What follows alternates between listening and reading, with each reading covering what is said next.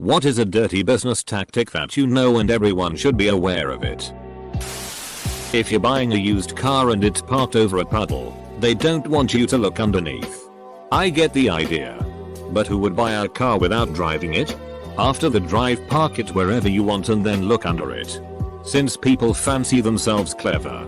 I'm obviously talking about used cars. New cars can be a different story, but you should drive those too. At least to see how it feels to be behind the wheel of it.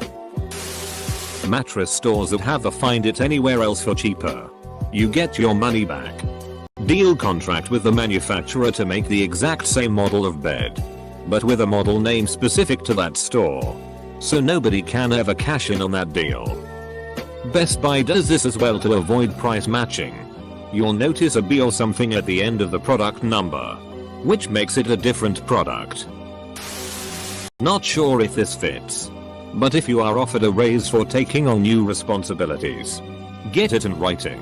Just learned that the hard way. Been there myself. Manager promoted me. Said pay raises will come soon based on performance. Then suddenly he wasn't my manager anymore. No paper trail of the promotion or promised pay raises. But I was still stuck with the extra responsibility. Every month and every 4 weeks sound similar, but are different. Paying every month gets you 12 payments. Every 4 weeks gets you 13. Yep. Gold's Gym changed their pricing structure a few years back to bill you $18 bi-weekly instead of $35 a month. At a glance, it looked like a small $2 month increase. But in reality it was $2 month more. Plus 2 extra payments per year.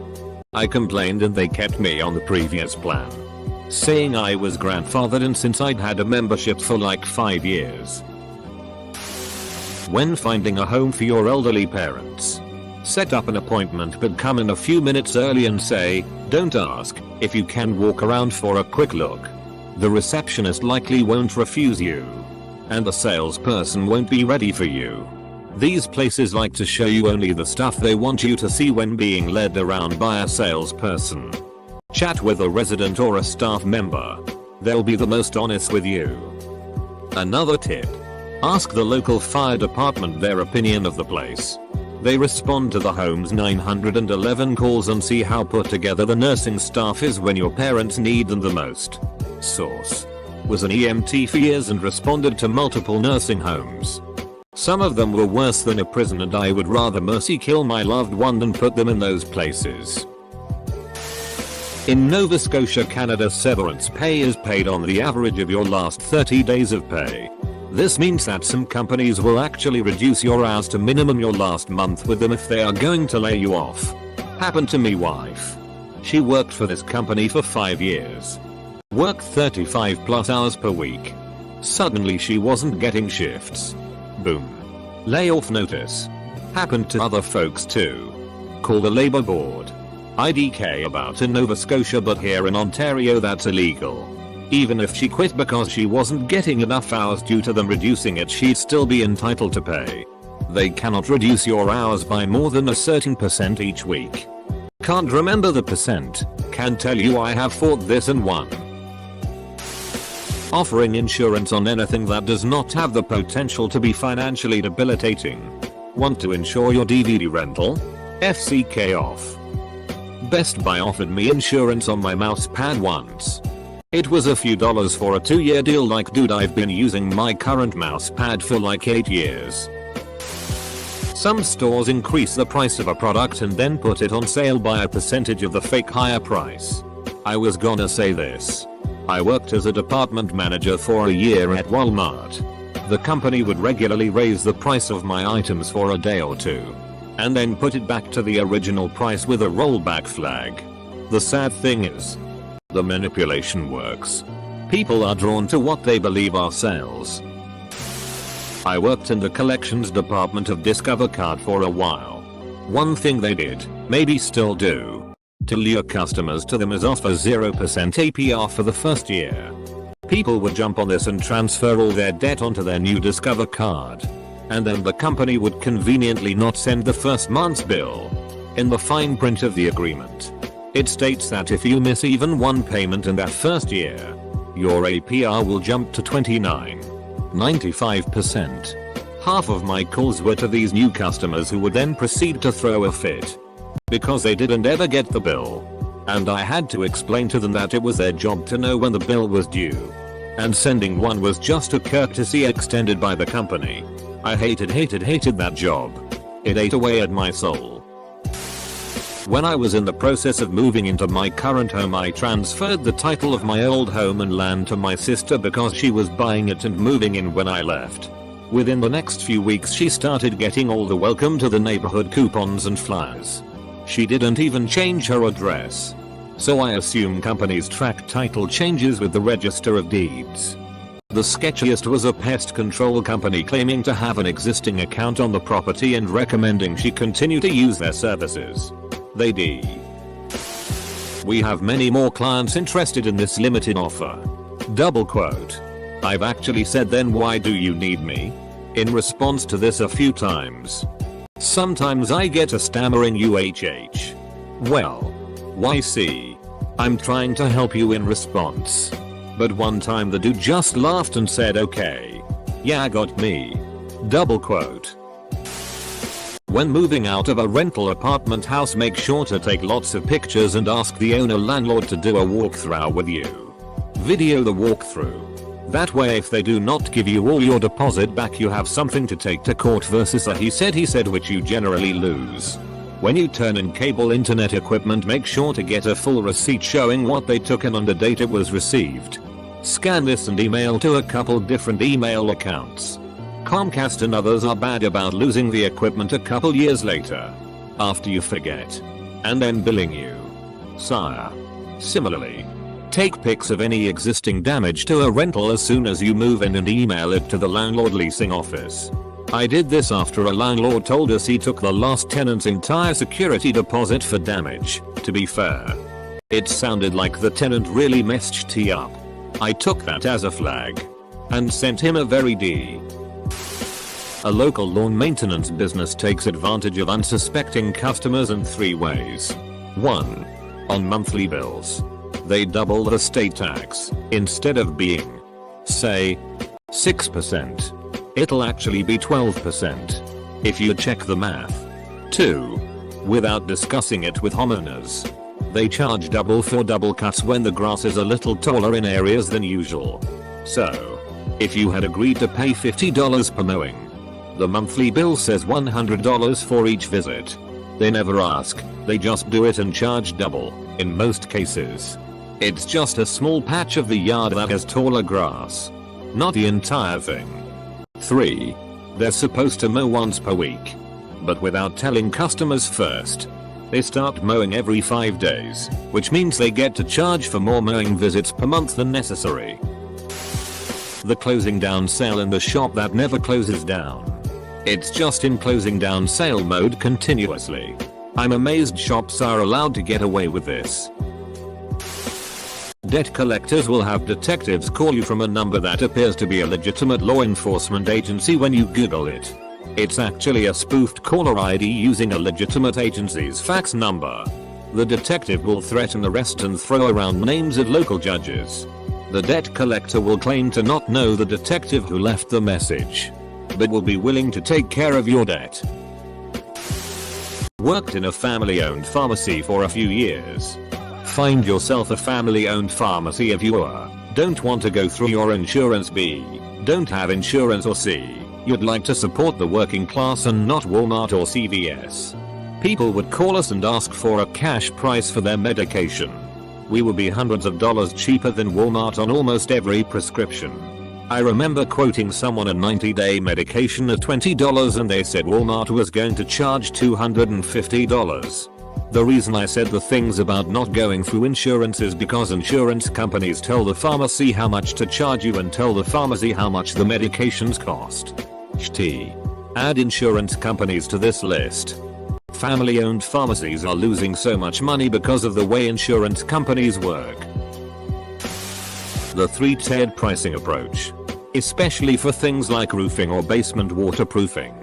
The contractor starts with a ridiculously high-priced quote for way more stuff than you asked for. Steps down to a more moderate quote of what you wanted with a few bells and whistles. Then the third quote is for what you requested. This gives you the illusion of choice and reduces sticker shock because although your requested absolute minimum service is really expensive, it's only half the cost of their recommended repairs. Maybe not dirty, but incompetent contractors will often way underbid jobs. So if you request a bunch of quotes, and all the bids are relatively close except for one that's way lower, there's roughly a 100% chance that guy will screw it up and you'll have a nightmare on your hands. Sometimes you get what you pay for. Also, FWTW. If a bid is high, it probably means they don't want the job. In any type of vendor negotiations or productions, always triple bid, i.e. get at least 3 bids. If all 3 come in around the same price, choose your favorite. If one is an extreme outlier, either high or low, then you can throw them out. They are either overcharging, scoped incorrectly, or undercharging and will hit you with another bill later on for add-ons. The bids that come in at a similar price point are probably a fair price. If you get 3 bids and they are all massively different in price, then the scope of the assignment probably wasn't clear. It's not dirty as it's legal, but there is a reason that stores ask you to donate some amount to a charity or fund. They can use your donation to help them get a tax write-off. I find that most major are. An older fellow I know had a bodega and he'd put a can of cream corn on the counter by the register. This was some time ago, so the van had a price tag of $17. He sold that can of cream corn to everyone who bought anything there. If they realized they were paying too much, he'd just say he thought that was their can of corn. Most people didn't notice though, and he sold that same can of cream corn maybe 20 times a day. My elementary school would host a fun day every year, where there were booths, games, activities, etc. They'd get the kids to help out with various small tasks too. One year when I was about 9, my task was to help sell the little potted geraniums. $0. 25 each. Well, no one was buying any of them. So I had a brilliant idea. I made a new sign that said buy 1 for $1. Get 3 free. Those little geraniums sold like hotcakes after that. I was so proud of myself I told the principal. He did not approve, though he let me do it anyway. It's a wonder I didn't turn into a little Gordon gecko. Probably only the boneritis kept it in check. Giving someone a promotion just to get them back on a probationary period so they can be fired without cause or repercussion. Happened to my wife recently.